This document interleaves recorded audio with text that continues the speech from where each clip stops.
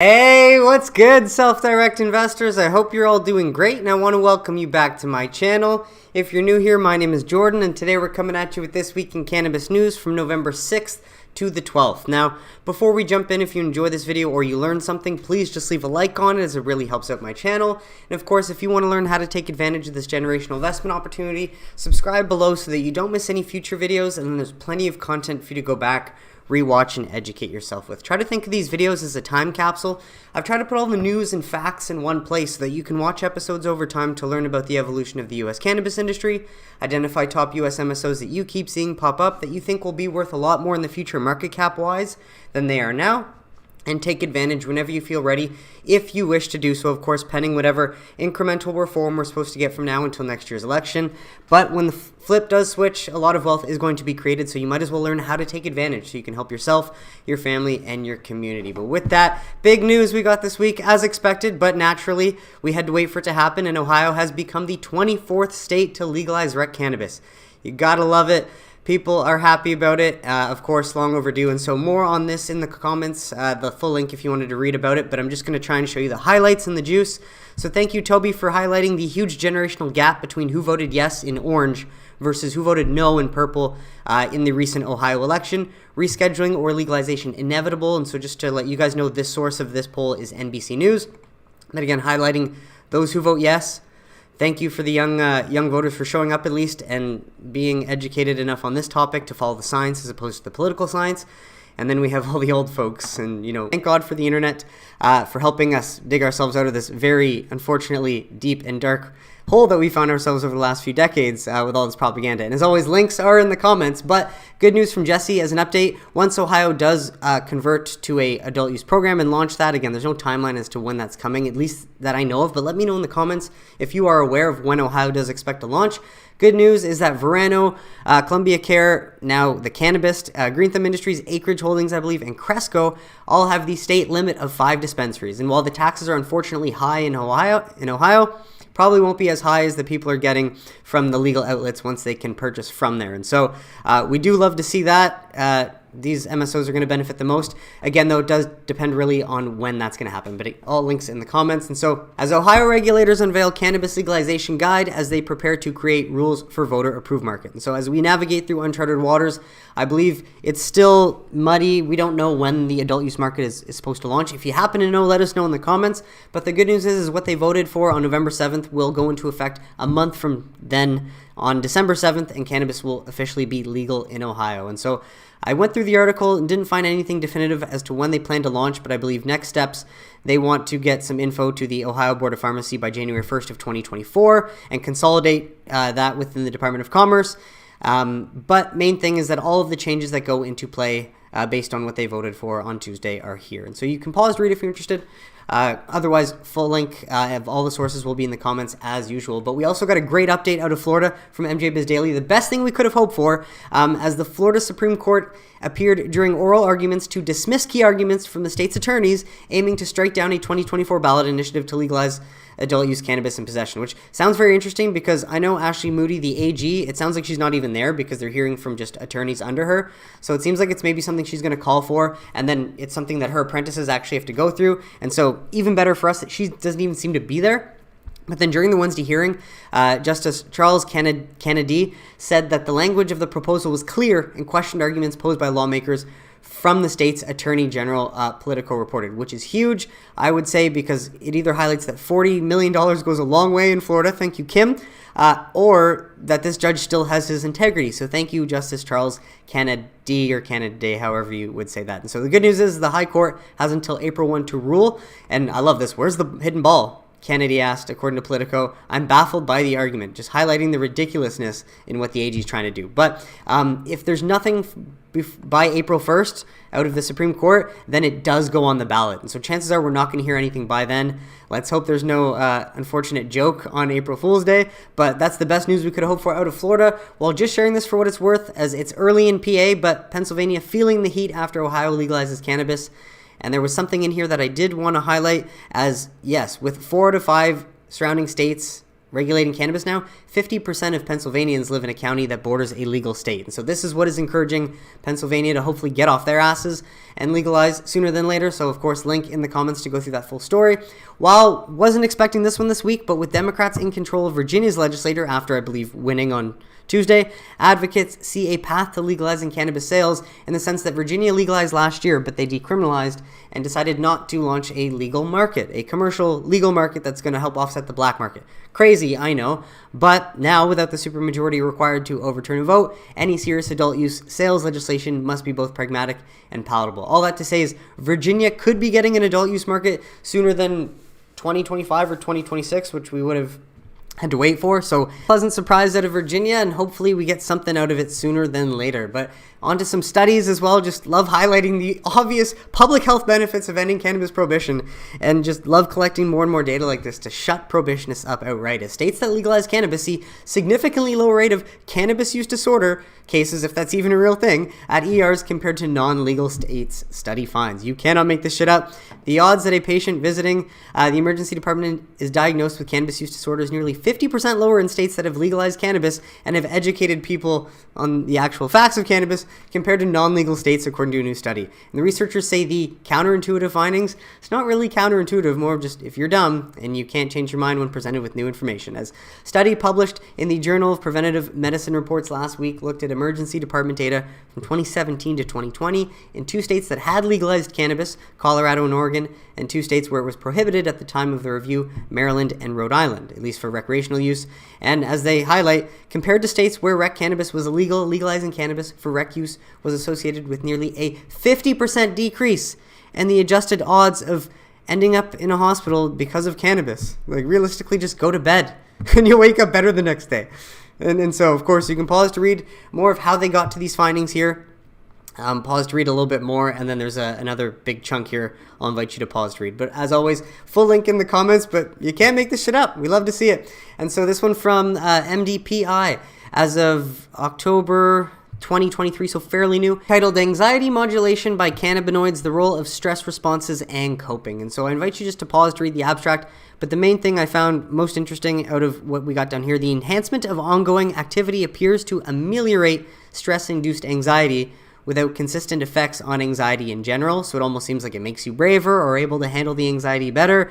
I could be wrong in interpreting that incorrectly, but let me know in the comments what you think. But more importantly, these findings suggest that the functional enhancement of endocannabinoid signaling is a promising drug development target for stress-related anxiety disorders. Read it and weep. Promising drug development. Let's deschedule it already so we can, put some more productive studies to work in finding the medical benefits sooner than later, please. But sadly, we can't have nice things because dumb prohibitionists that are weak-minded and too easy to manipulate exist, and they make way too much money for their own good and get way too much support to push their stupid political science-based agendas. But the good news is less Americans are buying it, including a sizable majority of Republicans, Dems, and Independents, according to a new Gallup poll. And so we love to see that. I'll put the source for Marijuana Policy Project in the comments and Marijuana Moment, but main thing is I pulled this up from Gallup, highlighting what was just mentioned, but wanted to just bring you down to this chart that I've showed over the years, and again, happy to share that it's heading up and right in a positive direction as more and more people are educated properly on the topic, thank you to the internet, and less and less prohibitionists over time. And with that, just wanted to share this tweet. It recaps sort of some of what we heard this past week from leaders in the industry, from MSOs. Leadership on the timing of the DEA announcement on the rescheduling. I know we're all hopeful for this. We want to know when. It's out of our control. According to Kim Rivers, any day now at the end of this Bloomberg video, and so this link will be in the comments. Boris Jordan, pretty soon as per today's call, but as Boris was also optimistic that Germany would end up getting what they needed done this year so that cannabis would be taken off their narcotics list January 1st of 2024. We're going to see later in the story that that's likely not happening. And again, while Boris was probably trying to be optimistic, but also trying to generally share what he believed would happen if the German government kept their word and were competent, sadly, he's wrong again because of many factors that he and we all can't control. But then Jason Wild, by year end, as per Anthony and Dale's report on today's call. And so if we end up getting just the response from the DEA by year end, that's huge because the response is going to have a comment period and it's going to take more time, but ultimately there's likely going to be a final decision likely sometime next summer, and we'll get to that later. So as you all know, it would be a huge catalyst. That's why we're all here and tuning in. It does get more and more exciting by the week, but just wanted to share all this with you. And as always, or as I mentioned, that link will be in the comments. Well, former FDA official says he'd be shocked if FDA doesn't reschedule cannabis by the 2024 election. And so, I mean, we all would be too. It would be ridiculous if they don't. But main thing to highlight is apparently this came on Thursday, speaking to a former FDA official. He'd be shocked. I would be really shocked if it took the DEA longer than the second quarter of next year to come up with its final rule. And so again, I mentioned final rule versus the response now by the end of the year and then a comment period. And so that's sort of where I'm getting at this extended timeline, and hopefully that makes a bit more sense. We'd get an announcement by the end of this year, comment period, and then a final rule by again, second quarter of next year kind of thing. And this comes from Howard Sklamberg, former FDA Deputy Commissioner for Global Regulatory Operations and Compliance. Even when I was at the FDA, we knew that important regulations that you wanted to get done in an election year, you want to get done by the summer before. Always a political tool, right?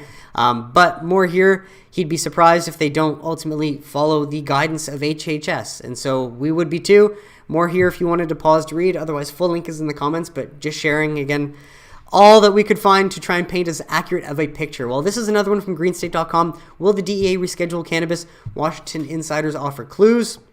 Again, all they can offer is clues while speaking to the same guy. So nothing really new out of this one, but I did want to try and show one thing.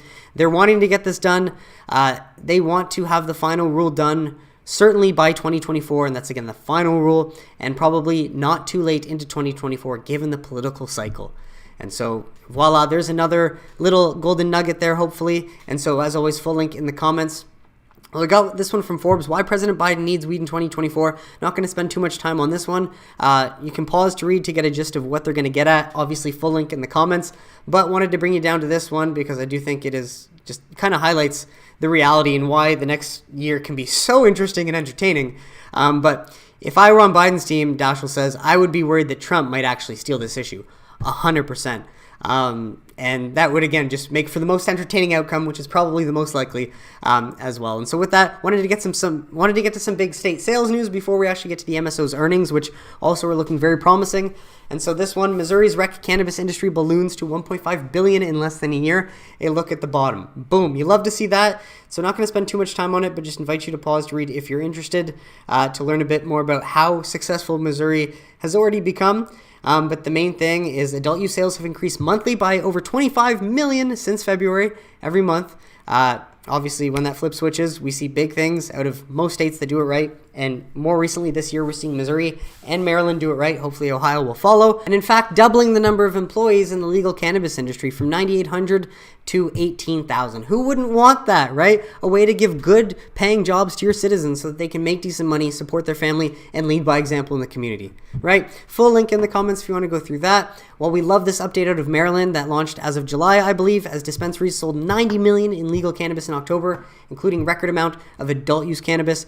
And so good news is that 55 million went to adult use and 35 million went to medical. And this is most recent numbers out of Maryland. And so just to highlight here, I'm not going to spend too much time because I don't want to make the video too long, but you can pause to read to get the gist out of, the eruption that is happening in Maryland. We love to see it. And then a little bit more down here if you wanted to pause to read. Otherwise, full link in the comments. Well, we did get some more data out of Illinois, and I do apologize that I'm late on this one, but better late than never. Updated as of November 2nd, Illinois adult use cannabis monthly sales figures. And so for October, the good news is we see another record number of items sold, 3.7 million, especially highlighting that those extra 185 social equity dispensaries that we waited about 2 years for are rolling out. And I believe the last update, which would have been in October, they had about 27 of them open. And so the more of those obviously allows more legal sales and helps offset the black market. And the other main thing is that usually since July, we see a bit of a dip in sales until December again, right? And you can highlight last year, July 135, then it dipped down to 129, low 130, stayed around there the same point, and then back up to 143. Now the good news is that I think the increased number of dispensaries is helping Illinois sales stay around July levels. So we see 140 million, 139, 139, 138.7. And so November is probably going to be around the same range, but we imagine December is definitely going to jump up probably over 150 million. Obviously, that's some speculating, but you guys can obviously check it out and compare year over year. In-state resident sales down a little bit as we're out-of-state resident sales. But hey, if there's more legal markets around you that have lower taxes, people are going to those states. Missouri. And so on to it though, MSO earnings. I'm not going to spend too much time going through every earnings because we had 5 important ones that I want to highlight this week. The good news is with everyone, I'm going to share Cannavestments' perspective. And from my understanding, Cannavestments does work in the financial industry. He's been an early investor since 2014.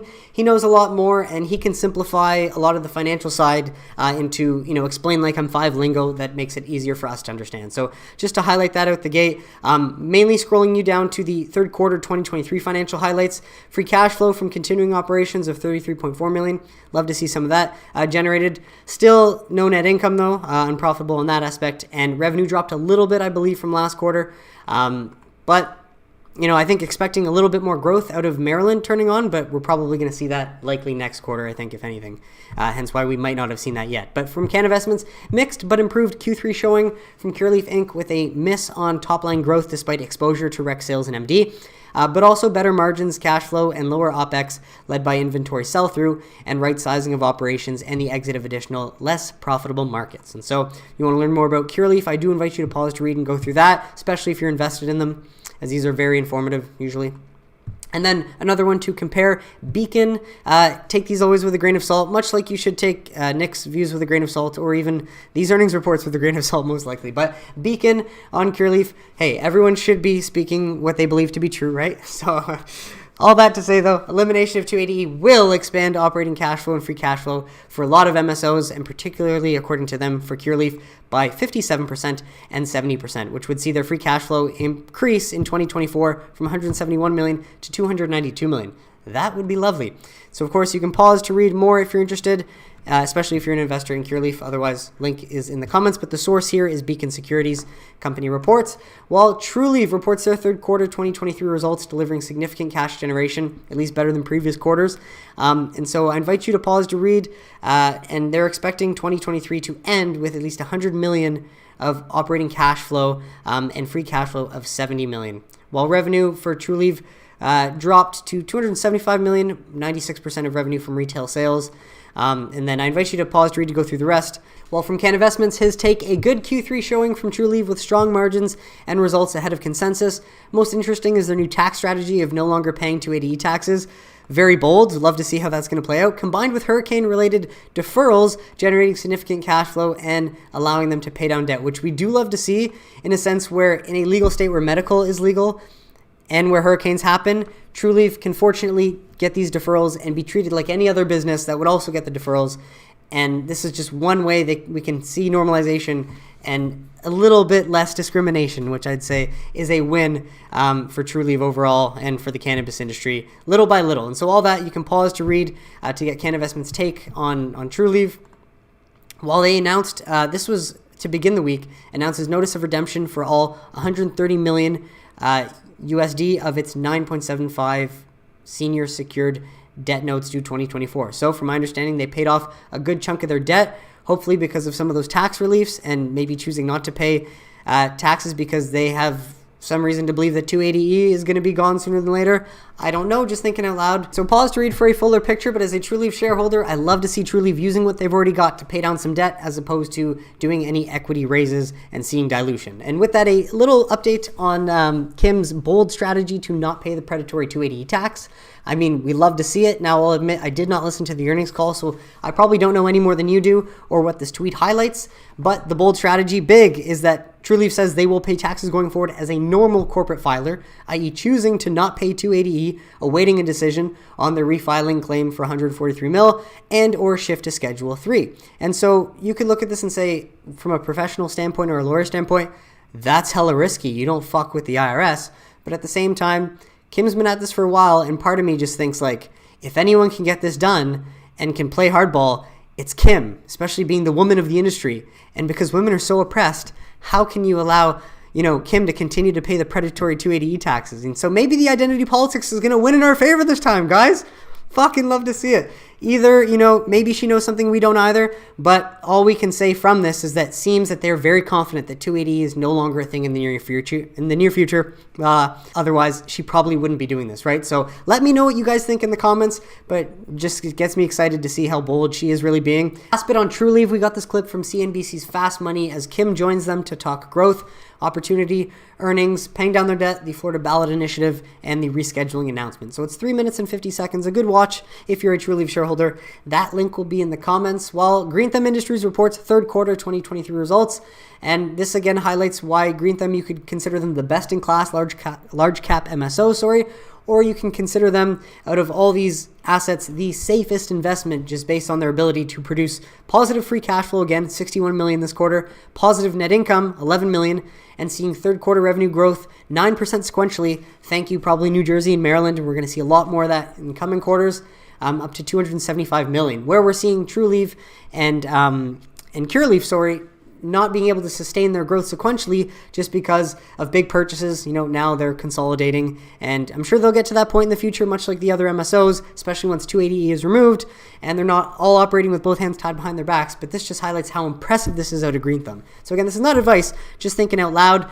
Full link in the comments if you want to go through the whole earnings, but just to share what Cannavestments has to say. Blowout quarter from GTI in Q3 with a huge beat on consensus, consistent cash flow generation, and continued reinvestment in the business as GTI consistently positions themselves ahead of growth opportunities most recently seen in Maryland.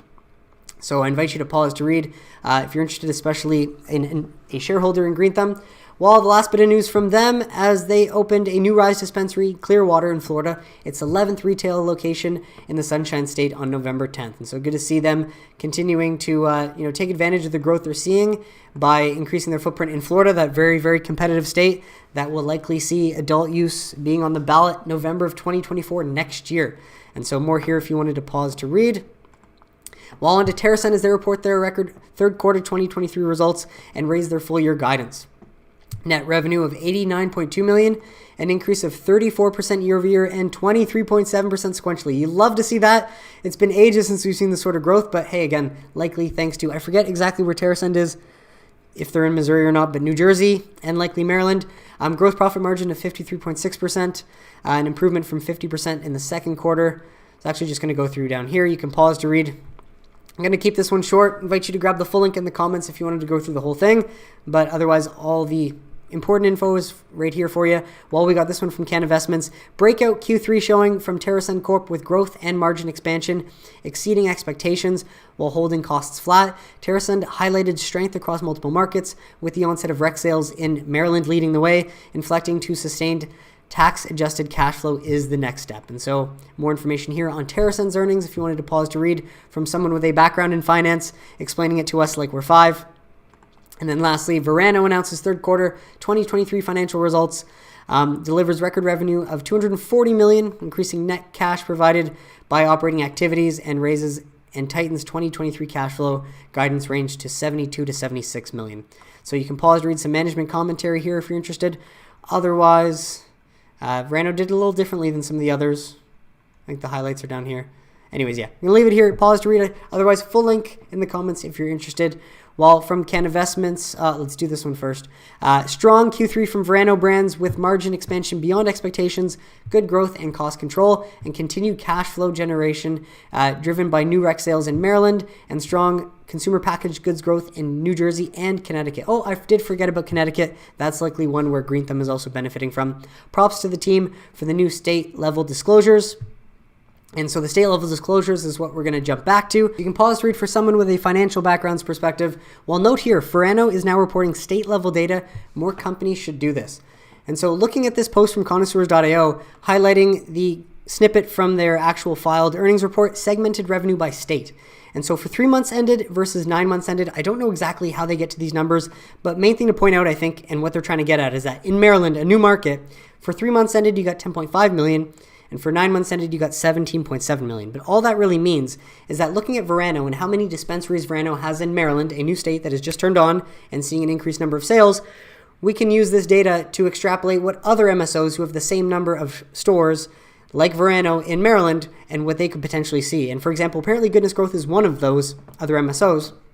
So their projection is goodness gross annual Maryland sales will be 20 to 40 million, or 1 to 2x their current market cap, just based on what Verano is seeing out of Maryland and the number of dispensaries that they have in Maryland. And so take from that what you will. Let me know in the comments if I messed that up at all, or if there's something that I missed that would be worth adding, but a little bit more down here. As apparently Christopher Norman, our favorite New Jersey source, says, believe it or not, Goodness already does break down the retail and wholesale of each licensed state. And for them, Minnesota is the bigger prize once they finally launch a commercial market. I don't know what they're waiting for, but a little bit more down here if you are interested. And then so with that, on to Air Cannabis Dispensary, now carrying Kiva Camino Gummies in Florida.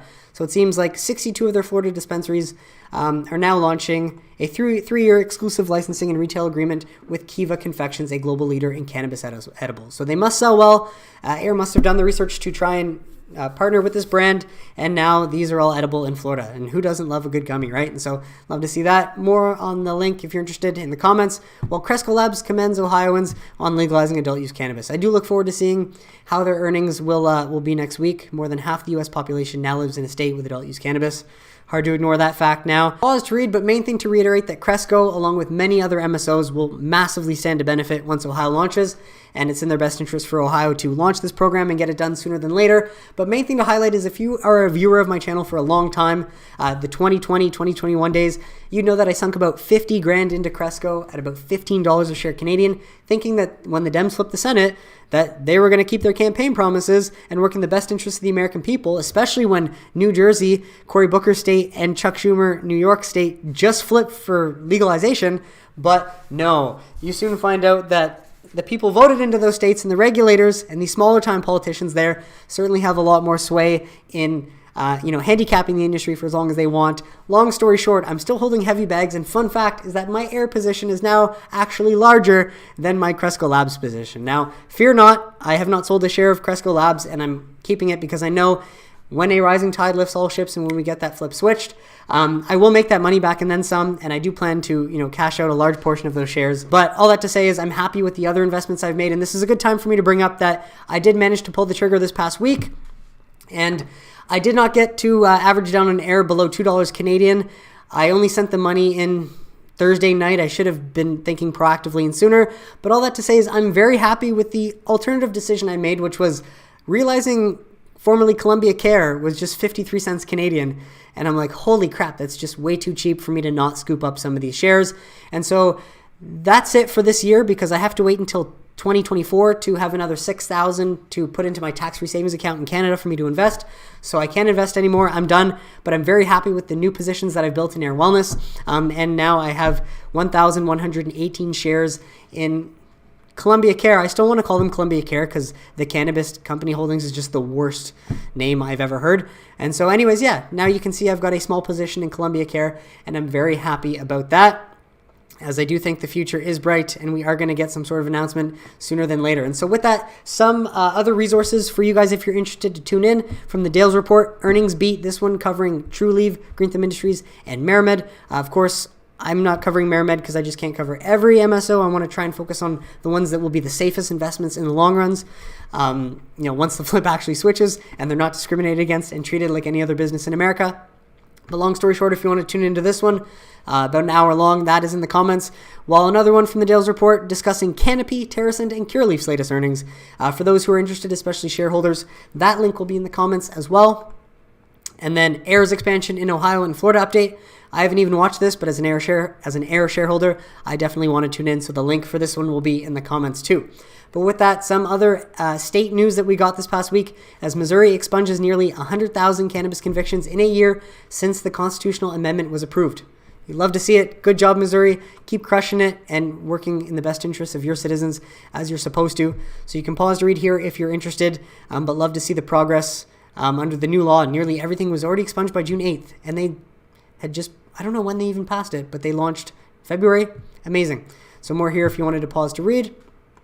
While Wisconsin, Iowa, and Indiana are now the only states with illegal cannabis in the Midwest.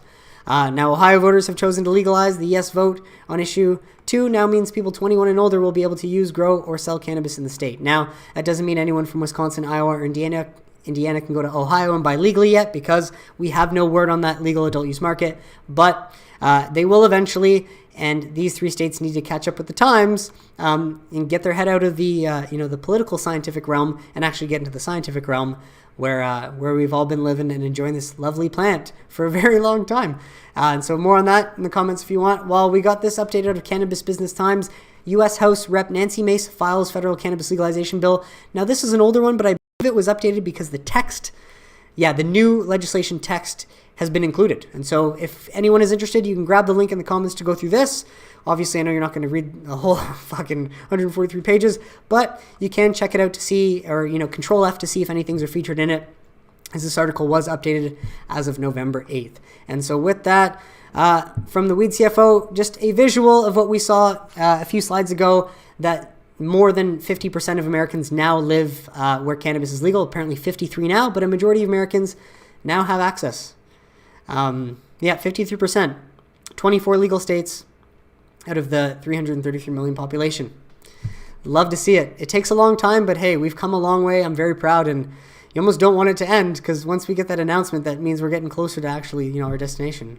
But hey, better late than never to finally right these wrongs. Well, early in this week, before all the rest of that news came, November 6th, but highlighting that Big Tobacco is still interested in the cannabis space, as they invested 124 Canadian into Organigram for a strategic investment pool, highlighting that we can maybe expect a big M&A announcement after the Scheduling 3 announcement, or maybe the DEA's final rule, which could come, again, maybe second quarter of next year, based off of the announcement that they'll make, hopefully at the end of this year. Again, thinking out loud, let me know what you think, but I think that's what a lot of people are speculating. Once that happens, that can allow for actual M&A in the U.S. MSOs, which we've never seen, and that would be big. Things would be off to the races. And so a little bit more on that recent news from VA Capital. Thanks, Todd, for sharing so I could share this all with you.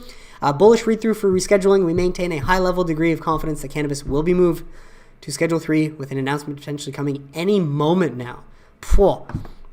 Wouldn't we love to see that? And so, of course, pause to read or take a look through here. Well, from my favorite German source, Alfredo Pasquale, unfortunately, the sad news, it's not all rainbows and unicorns.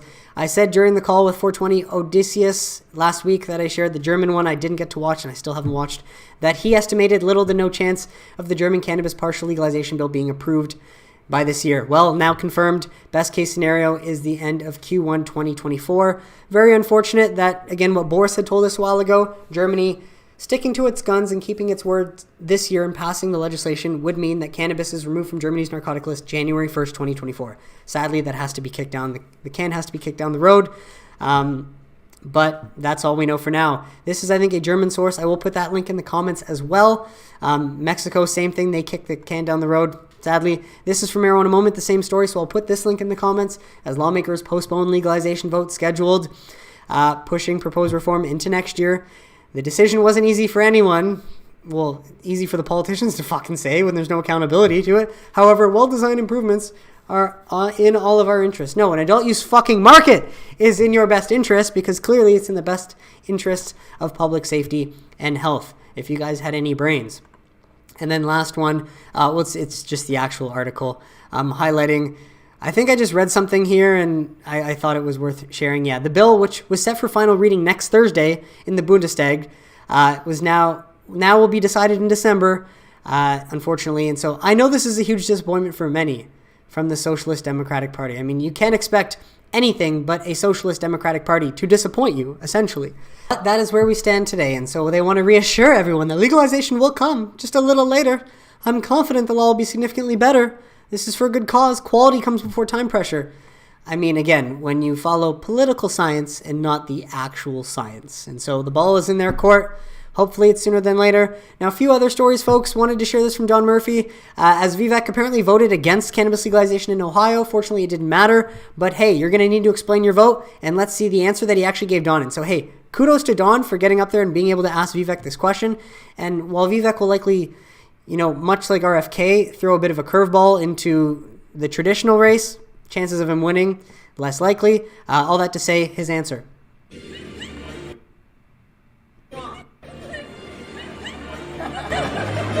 I really want to give you a chance to explain your vote the other day. I mean, yesterday. Conflict between state law and federal law. And so I don't want people to be afraid that the government can still weaponize the law against them, even if they're engaging in legal behavior at the state level. That's a formula for dangerous overreach of federal power. Well, he makes a good point because the DOJ has been doing that to parents, especially, who've been arguing that they don't want certain things taught in schools because it shouldn't be taught in schools. So he makes a good point there. Obviously, states' rights supersedes federal rights, hence why the state-led growth story is winning. But selective prosecutions on dead set against him fix it at the federal level. We have federal drug laws that need to be fixed. Fix it there. That's the answer. You understand me? I do. I think it's a good answer. It's obviously not what we want to hear, but it doesn't matter because Ohio did legalize it, and he's probably also not going to win. All that to say, though, it does make sense what he's saying in a bit. And so last tweet, just had to share this more, like the humorous aspect, just because of how far we've come. But I got to say, is this time different? It looks like we've been here before. I got to share a few images to compare with this. It's just funny. But thank you, Paulie B, for still having a sense of humor after all of this. I'm going to be one of those guys who draws lines on charts. Here's my first go at it with MSOS. And hey, suspect that we get all this. We've come all the way back since that announcement, but now we start to be trending up at the same time that crypto is trending up, which historically both industries have typically followed the same cycle and ran at the same time. But all that to say, this is just an epic image. It's hilarious. Got to be able to appreciate and laugh at that. But with that being said, this is that infamous investor sentiment chart, right? And so tell me if I'm wrong, or let me know what you guys think in the comments. But this does look awfully lot like when a bear trap is set after the first sell-off, and then we might finally be heading in for Lord knows how long, maybe into 2024, maybe all the way into the election, maybe not, I don't know. All I know is that as someone that has been burned many times by politics, I have to play the 2024 election as a sell the news event and at least, protect a good amount of my investments by taking cash at that point. The plans could change, of course, as it's not a static situation and things are changing by the day, but I want to try and share with you what my plan is, and I'm treating the election date as a sell the news event. Part of me thinks, well, why treat that date as a sell news event when you can wait into January and February, much like we've seen in past years too? So again, I don't know. I would love for you guys to let me know in the comments so we can kind of game plan together. But all that to say is, when we look at this chart and we look at the American Cannabis Operator Index chart, does that not look like the bear trap is maybe set? I don't know. I think it might.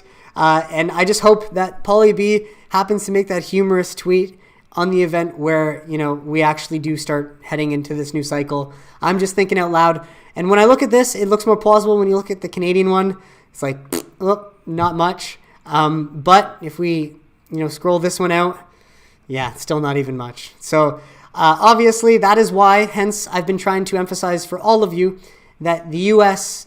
MSOs are the real investment opportunity. Again, I'm just a guy on the internet, so take what I say with a grain of salt. But I do hope I've been able to try and provide evidence and links to back up my stories. But just wanted to share with you folks as we head into next week. Unfortunately, we did end up closing the week green, carrying the momentum that we've had, and hopefully this is the start of the new cycle. But I want to let you know, or I want you to let me know what you guys think in the comments. But that is it for today's episode, folks. I want to thank you so much for tuning in, and I really hope you got some value out of it. What did you think of the stories mentioned? Let me know in the comments if you have any questions or suggestions, and I'd be happy to address them. But besides that, if you enjoyed this video or you learned something, folks, please just leave a like on it. Subscribe below if you don't want to miss any future videos, and I will catch you on Sunday for This Week in Cannabis News next week. Have a great week, everybody. Take care.